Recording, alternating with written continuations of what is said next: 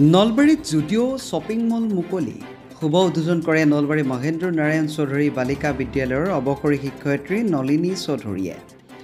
মুকলি অনুষ্ঠানটোত উপস্থিত থাকে নলবাৰী পৌৰপতি জয়শ্ৰী তালুকদাৰৰ লগতে সংগীত শিল্পী দীপক দাস আৰু অৱসৰী শিক্ষয়িত্ৰী নলিনী চৌধুৰীৰ সুযোগ্য পুত্ৰ পংকজ চৌধুৰীৰ লগতে পৰিয়ালৰ।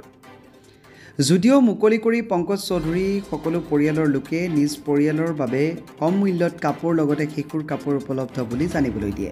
বহু বছৰৰ পৰা বিচাৰি থকা শুভক্ষণ বছৰ হিচাপে আমাৰ মনত বহুত বছৰ এইকাৰণে কৈছোঁ কাৰণ দুখৰ দিনবিলাক যুগৰ দৰে হয় আৰু আমাৰো সেইকাৰণেতো দুখৰ দিনেই আছিল কাৰণ 2019ত কোভিডে যিটো মহামাৰীৰ সৃষ্টি কৰিছিল গোটেই বিশ্বক কঙা কৰিছিল ঠিক আমাকো আৰ্থিক সংকটে 2019 চনৰ পৰা তেনেকুৱা অৱস্থাত পেলাইছিল।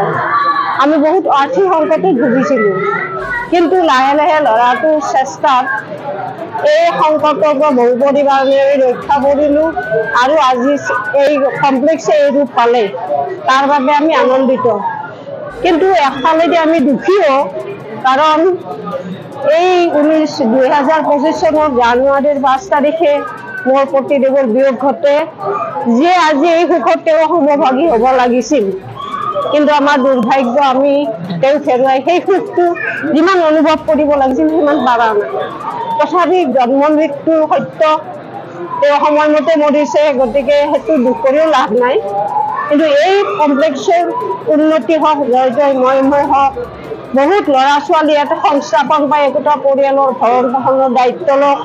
পংকজ নাৰায়ণ চৌধুৰীও কেনেকৈ ইয়াৰ ইনকামেদি এই কমপ্লেক্সটো লোন পৰিশোধ কৰি নিজৰ কৰি ল'ব পাৰে সেই আশা ৰাখি মই পংকজ নাৰায়ণ চৌধুৰীৰ লগতে এই কমপ্লেক্সত কাম কৰা সমূহ কৰ্মচাৰীৰে শুভেচ্ছা সকলোকে যাচিলোঁ। সকলোৰে সুখী হওক জীৱনবিলাক পৰিয়ালবিলাক সুখী হওক এই কামনা কৰিছোঁ।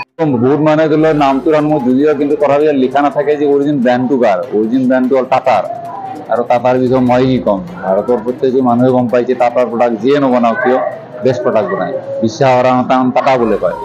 এতিয়া নলবাৰী ৰাইজৰ ভিতৰত গোটেই এইখন টাটাৰ যিটো প্ৰডাক্ট হয় 999 দিব 1000 টকা 999 ভিতৰত সকলো বস্তুৱে ইয়াত পোৱা যাব। আৰু সুখৰ কথা এই যে সমগ্ৰ অসমৰ ভিতৰত নলবাৰীতে এখন টাটাই এখন ষ্ট'ৰ খুলিছে যিখন 15,000 স্কুৱেৰ ফিটৰ ওপৰত। নলবাৰী ইকনমিক ডেভেলপমেণ্ট দেখি আমাৰ ৰাজনৈতিক পাব্লিকৰ সদস্যাৰ কাৰণে আমাৰ যিখিনি নলবাৰী ৰেগুলাৰ ডেভেলপ হৈ আছে আৰু নতুন নতুন বস্তু আমাৰ হেৰি হৈ আছে তো তাৰে কাৰণে এই গোটেই সা সুবিধা দেখি টাটাই এই ষ্ট'ৰখন অপেনিং কৰিছে। আজি আপোনাৰ 31 মাৰ্চ হিচাপত তেওঁলোকে খুব দৌৰা-দৌৰি কৰিব লগা হ'ল। ইয়াত গোটেইখিনি ষ্টক আহি পোৱা নাই তথাপিও ৰাইজৰ কাৰণে মুকলি কৰি দিছে যাতে নলবাৰী ৰাইজে আগন্তুক বিহু আৰু ঈদৰ উপলক্ষে যিখিনি বজাৰ তেওঁলোকৰ কাপোৰৰ বজাৰ বিউটি প্ৰডাক্টছ ফুটৱেৰ এইখিনি কৰিব পাৰে। দাম কৈছে দাম 999 ওপৰত নাই সেইকাৰণে ধৰি লওক মধ্যবিত্তৰ লগতে উচ্চ মধ্যবিত্তৰ বিষয়ে চিন্তা কৰিয়ে কাৰণ টাটাই যেতিয়া প্ৰডাক্ট বনাইছিল আপোনাৰ জানে নেনো বনাইছিল মধ্যবিত্ত উচ্চ মধ্যবিত্তৰ ওপৰত চিন্তা কৰিয়ে সেইকাৰণে কাপোৰৰ পাৰে আপোনালোকে নিজে ঘূৰিছে কৰি নিজে দেখিছে যে ইয়াত কাপোৰৰ যিটো কোৱালিটি সেই কোৱালিটি ইমান কম টকাত কোনোৱে দিব নোৱাৰে। তো আমাৰ অসমত সকলোকে প্ৰথম আৰম্ভ কৰিছিল গুৱাহাটীৰ 6 মাইলত তাৰপিছত এতিয়ালৈকে অসমৰ আপোনাৰ গুৱাহাটীত 6খন ষ্ট'ৰ আজিৰ ভিতৰত গুৱাহাটীত আৰু নতুন 2খন ষ্ট'ৰ খোলা কৰা আছে 1খন ষ্ট'ৰ খোলা যাব। ডিব্ৰুগড়ত এনেকৈ অল টোটেল লগাই বৰ্তমান সময়ত 11খন ষ্ট'ৰ আছে।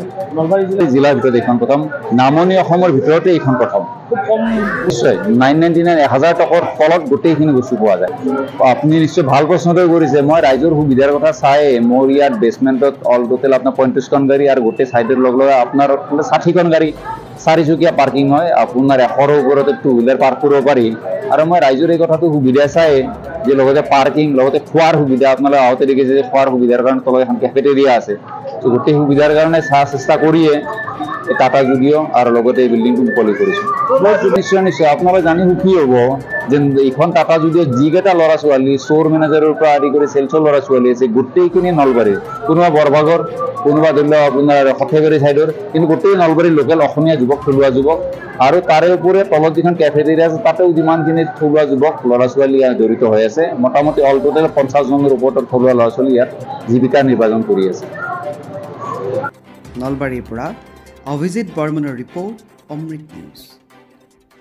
অমৃত প্ৰবাহ অসমীয়া সাপ্তাহিক কাকতৰ ডিজিটেল সংস্কৰণ অমৃত নিউজ।